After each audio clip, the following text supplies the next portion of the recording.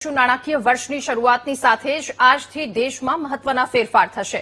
ટેક્સના નિયમો, FASTag, TDS, સરકારી યોજનાઓને લઈને મહત્વના ફેરફાર થશે। દેશમાં તમામ ટોલ પ્લાઝા સંપૂર્ણ રીતે હવે કેશલેસ બનશે। પાન કાર્ડ મેળવવા માટે આધાર કાર્ડની સાથે અન્ય દસ્તાવેજો આપવા ફરજિયાત થયા તો રેલવે ટિકિટના કેન્સલ કરવાના નિયમોમાં પણ ફેરફાર થયા છે। ત્યારે આ તમામ નિયમો કે જેમાં ફેરફાર થયા છે, નાણાકીય વર્ષની આજે શરૂઆત અને આ શરૂઆતની સાથે જ કેટલાક નિયમોમાં ફેરફાર થયા। ફાસ્ટેગ એન્યુઅલ પાસ, આજથી ફાસ્ટેગ રિન્યુઅલ પાસ રિન્યુ કરાવવા માટે તમારા વોલેટમાંથી વધુ પૈસા કપાશે। એનએચએઆઈએ એન્યુઅલ પાસની કિંમતમાં 2.5% વધારો કર્યો છે।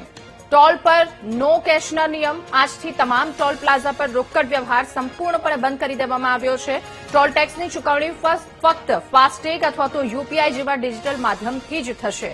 આ સાથે ટ્રેનની ટિકિટને લઈને પણ મહત્વના ફેરફાર કરવામાં આવ્યા છે। રેલવે ટિકિટના કેન્સલેશન કરવાના જે નિયમો છે એમાં પણ ફેરફાર થયા। પાન કાર્ડની વાત કરવામાં આવે તો આધાર કાર્ડની સાથે સાથે અન્ય જે મહત્વના દસ્તાવેજો છે એ આપવા પણ ફરજિયાત થશે।